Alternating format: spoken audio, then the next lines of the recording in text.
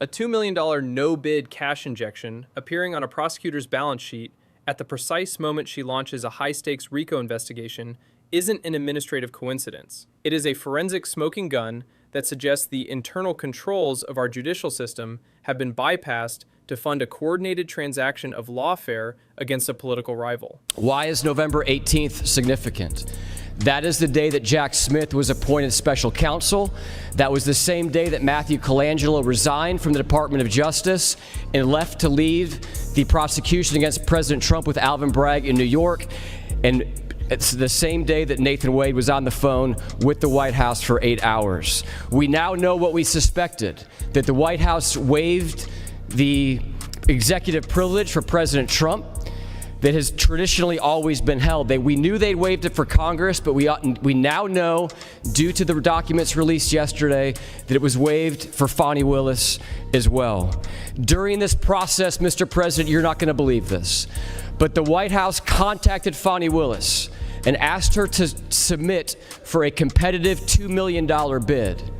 Well, that bid then turned into a no-bid contract grant with Fani Willis, and she was granted $2 million in the midst of her prosecution of President Trump. Mr. President, the fix was in. This was lawfare. This was a coordinated effort between DA Willis, the White House, and the Jan 6 Commission to do what President Biden said, and that is to demonstrate that he will not take power.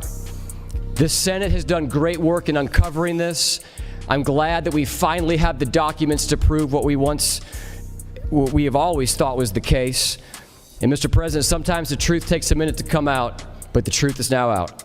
I yield the will. We are documenting a systemic material breach of prosecutorial independence, where the audit trail of Fani Willis's office has finally been reconciled with a bat signal sent from the White House to ensure by any means possible the liquidation of a political competitor's future. For 18 months, this office fought to redact 8,000 documents, effectively shielding the source data of their coordination from the public ledger. But the final reconciliation is now underway as state legislators uncover the carrot of federal funding that acted as the consideration for this entire legal assault. This isn't just about a local case in Georgia. It is about the consolidated default of the Department of Justice, which appears to have incentivized a local DA to act as a subsidized contractor for a national political agenda. I'm Camilo Motato, and this is Camilo's House. As a certified public accountant focused on forensic verification, I don't listen to the political theater. I audit the transactional flow of power, timing, and capital. In a standard financial audit, if you see a managing director, Fani Willis,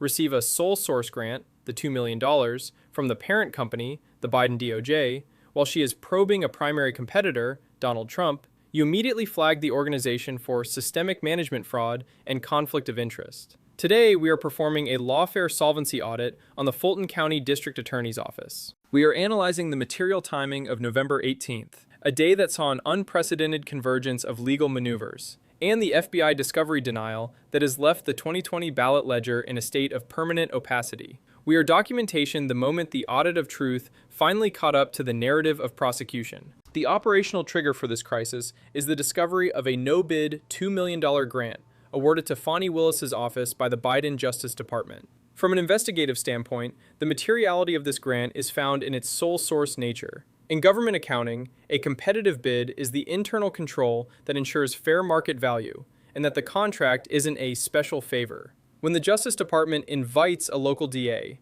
who has already publicly vowed to pursue a specific individual, to apply for a lucrative $2 million payout without competition, they are effectively funding the liability of that prosecution. This isn't just federal support. It is a financial incentive that impairs the independence of the prosecutor. Senator Greg Dolezal has certified that the timing of this capital injection is unprecedented. According to documents recently extracted through open records requests, the White House contacted Fani Willis and asked her to submit for a $2 million bid. That bid then mutated into a no-bid contract in the midst of her prosecution of Donald Trump. As a CPA, I track the nexus of interest. If the White House is soliciting a local DA to accept millions of dollars while she is managing a RICO case against their primary competitor, then the independence of the audit is functionally null and void. The fix was in, and the $2 million was the consideration for a coordinated effort to impair the Trump asset. To understand the scale of the coordination,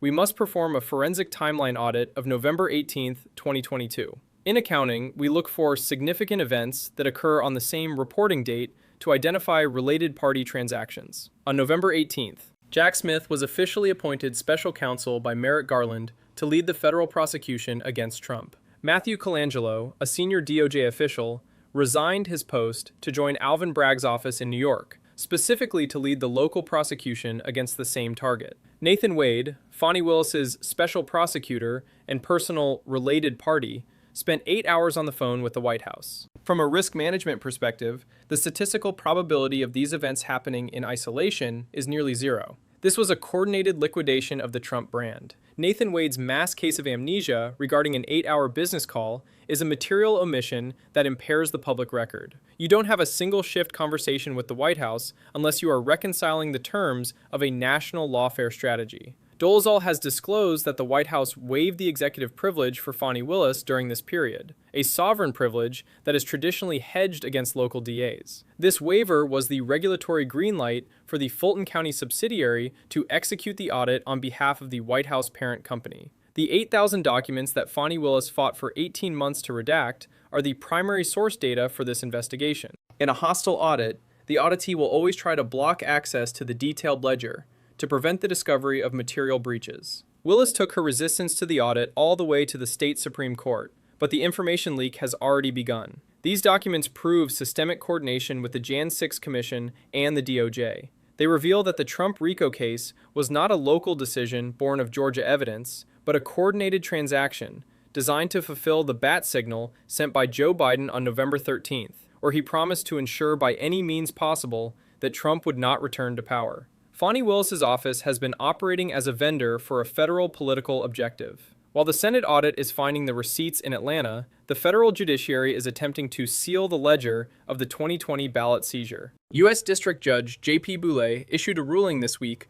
denying discovery to Fulton County regarding the FBI's investigation into those ballots. The county was seeking verification on the predicate of the raid, specifically when the investigation began and when attorney Kurt Olson referred the matter to the FBI. From a forensic accounting perspective, denying access to the audit timeline is a tactical redaction. If the public cannot verify the dates, they cannot trace the motivation. By blocking access to these FBI details, the court is certifying the opacity of the federal investigation. It leaves the Fulton County 2020 ledger in a state of permanent uncertainty, where the physical assets, the ballots, are seized, but the reason for seizure remains an unverified liability. The operational cost of this lawfare is now being amortized through the total failure of the Fulton County DA's office. Fani Willis is down bad, and the reputational impairment of her brand has led to a total recruitment insolvency. In our previous audit, we disclosed that she has been begging for resumes on LinkedIn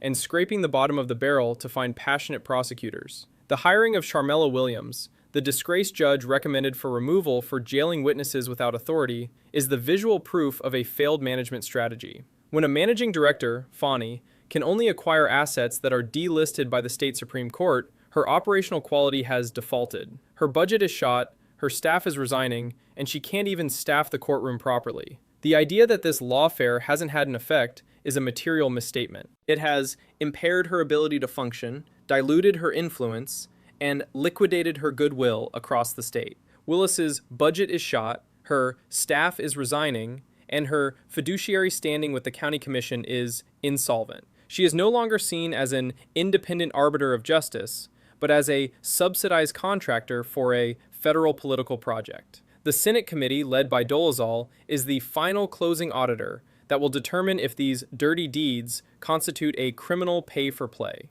My forensic verdict on the Fani Willis pay-for-play scandal is that we are witnessing the total subordination of local law enforcement to federal politics. The $2 million sole source grant is the smoking gun of a material conflict of interest. The November 18th timeline proves that the RICO case was not a local decision. It was a coordinated transaction between the White House, the DOJ, and the Fulton County DA. Fani Willis has liquidated the sovereignty of Georgia to become a vendor for the Biden administration. The federal court's discovery denial is a tactical redaction that prevents the final reconciliation of the 2020 ballot drama. We are living in a post-accountability market where the management can redact the timeline, waiver the privilege, and fund the prosecution without any external oversight. Fani's hiring crisis is the natural market correction for a leadership that has defaulted on the truth. Whether she goes to prison or not, her reputation is currently in a state of permanent receivership. The 8,000 documents that Fani fought to redact